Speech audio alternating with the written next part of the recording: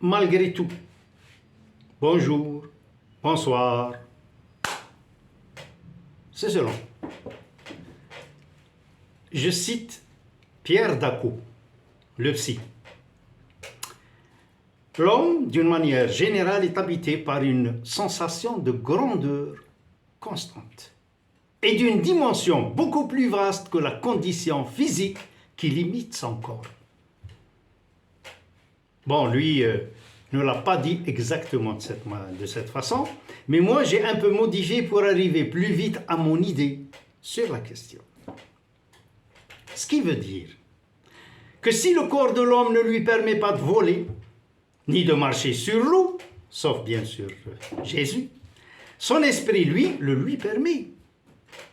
Puisqu'il voyage d'un continent à l'autre, par-dessus les nuages, en quelques heures seulement. Qu'il traverse l'océan debout sur le pont d'un navire. Il est vrai que nous captons des choses qui nous dépassent, dont nous ressentons la réalité. Aucun animal ne fait pareil. Du moins, le semble-t-il. On a dit 1000 et 1000 fois que l'être humain est un animal religieux. Ce qui le pousse à crier ou à chercher Dieu constamment. Bien avant les prophètes, les hommes croyaient au Dieu. Les prophètes ont ordonné cette croyance vers le monothéisme et détruit l'idée du paganisme et les délires absurdes. L'homme, dans sa vanité démesurée, a cru, dans toutes les époques qui se sont succédées dans son histoire, être le centre de l'univers. Depuis que l'homme s'est aperçu de sa supériorité sur la faune, poussé par sa vanité, il n'a de cesse de convaincre même ses semblables, ou leur prouver ses capacités les uns sur les autres. Et cela par tous les moyens dont il peut disposer. Alors, un langage universel s'est instauré entre les hommes. Un langage qui a fait ses preuves et qui paye encore et toujours. Pour l'objectif qu'on veut atteindre, sur l'intérêt qu'on veut avoir, on flatte l'ego des nigauds. On les courtise pour le suffrage. On les caresse dans le sens du poil. Et la vanité de l'individu fait le reste. Puis une fois en place, on les domine et tout simplement, on les écrase. La plèbe marche comme un seul homme. Maître corbeau sur un arbre perché, encore. Un homme qui veut écraser ses semblables sous sa botte, en toute impunité. Un homme qui a l'ambition de se placer au-dessus de tous, pour avoir à lui seul les honneurs, la gloire, les privilèges les plus fous, le moyen de faire ce qu'il veut, comme il veut et quand il le veut.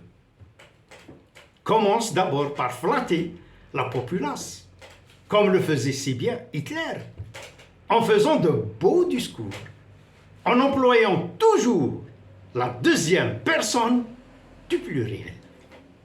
Vous. Leur parlant de qualités abstraites, inexistantes dans la masse humaine, à quelques rares exceptions. Tellement rares qu'il serait ridicule d'en souligner le fait. Le leader doit insister sur les qualités fictives, mais qu'ils sont supposés avoir. On leur parle de dignité, d'honneur, d'intégrité, de loyauté, de courage, de force, de sacrifice. Enfin, la totale. Toute la panoplie que les masses anonymes voudraient bien avoir, mais qu'ils n'ont pas. Mais qu'importe, tout le monde joue le jeu. Parler aussi du génie des peuples, comme si dans l'histoire, les peuples avaient du génie. La vanité fait que chaque individu croit que le leader s'adresse uniquement à lui. Vous savez, à force de répéter à Quasimodo qu'il ressemble à Apollon, il finit toujours par ouvrir un large bec. Dieu veut que l'homme qu'il a créé et dans le cœur duquel il a si profondément enraciné l'amour de la vie, qu'il fasse tout ce qu'il peut, tout ce qu'il pourra pour conserver cette existence si chère parfois et si pénible souvent. Malgré l'évolution, malgré la science et la technologie, les peuples restent profondément rattachés à leurs instincts primaires. Malgré la lumière amenée par les prophètes, chasse le naturel, il revient au galop. N'importe qui a un peu de verbe, leur place un anneau dans le nez et les tire là où il veut. L'univers est régi par une physique à 3 dimensions. Voilà qu'une 4e fait son apparition. L'espace et le temps. Et s'il y a une 4e, pourquoi pas une 5e et une 6e et peut-être à l'infini. On croyait qu'en réalité dûment établie. Brusquement, voilà l'irréel et l'inconcevable qui devient possible. Le temple des certitudes se fissure. Voilà que le monde ne joue plus le jeu de la raison. Tout devient plausible. D'un seul coup, ceux qui savent ou qui croyaient savoir cessent de faire, malgré eux, le partage entre physique et métaphysique. Chose vérifiée et chose rêvée. La chimie fait de la place à l'alchimie. Fulcanelli revient, Flamel revient, Paracelse revient, et peut-être aussi Cagliostro. Pourquoi pas? Nous sommes maintenant dans l'absurde. Les piliers du temple de la raison s'effondrent sous la brutale poussée de Samson. Vous savez, Galilée, Copernic et Kepler, à eux 3, avaient bouleversé l'histoire des sciences de l'astrologie et de l'astronomie. Et vous connaissez certainement la différence entre astronome et astronaute. Que l'un veut imaginer les choses, l'autre les voir. Mes amis, il existe plus de 200 pays dans le monde. Et je suis sûr et certain que Dieu, celui de la Torah, de la Bible et du Coran, celui qui a appuyé sur l'interrupteur, ce Dieu de toutes choses, ne se trouve dans aucun d'eux. Dieu est un proprio qui n'habite même pas l'immeuble. Tout lui appartient. Et il nous laisse vandaliser son œuvre à notre guise. Maintenant, s'il ne réside pas sur Terre, il est automatiquement un extraterrestre. C'est le thème qu'on donne généralement à celui qui est hors planète. Son esprit est peut-être parmi nous, peut-être même en nous. Qui peut se vanter de le savoir? Personne. Mes amis, je vous dirai ceci. Toutes nos théories, ou presque, toutes nos convictions, ou presque, sont sujettes à caution. Nos traditions, nos certitudes changent avec les découvertes et la progression de la science. Hier encore, on pensait que la Terre était plate. Les faits, tels qu'ils sont présentés dans les livres, les lois physiques, telles qu'elles sont expliquées par les savants, ne sont pas forcément le produit d'une totale compréhension.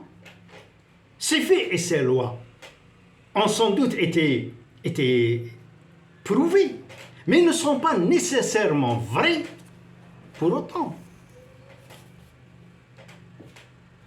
Je vous donne, mes amis, quelques certitudes qui, avec le temps et l'avancée, sont devenues incertaines. Si, comme disait Einstein, pour nous, physiciens convaincus, la distinction entre passé, le présent et le futur n'est qu'une illusion, quoique persistante. Fin de citation. Et là, vous faites quoi?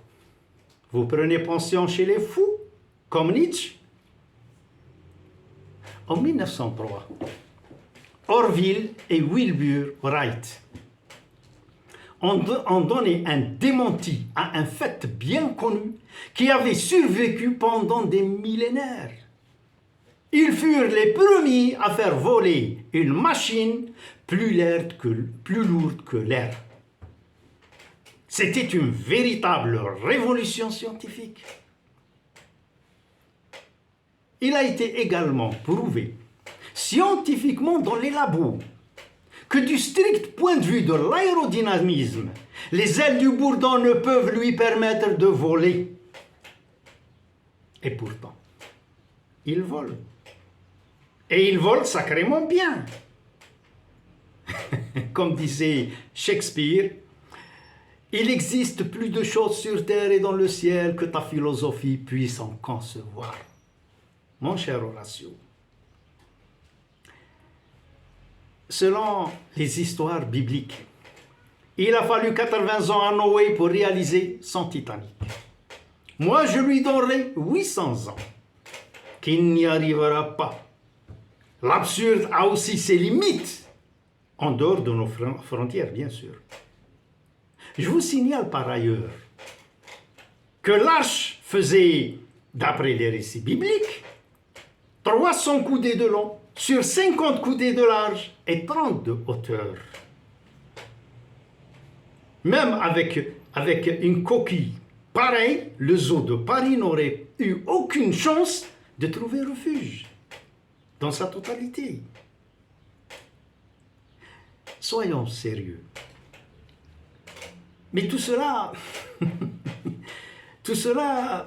forme un sujet beaucoup trop vaste pour ma courte vue. Tout ce que je veux dire est que malgré que l'esprit avance, la mentalité et le comportement reculent. L'un veut faire péter la planète, quitte à mourir lui aussi. L'autre conserve le pouvoir pendant 40 ans et trouve que la vie est trop courte et voudrait encore continuer, même sur une chaise roulante. Et cela quitte à gazer son peuple au sarin. Qu'est-ce que vous voulez que je vous dise? Malgré tout, mais elle ne brique. Ciao.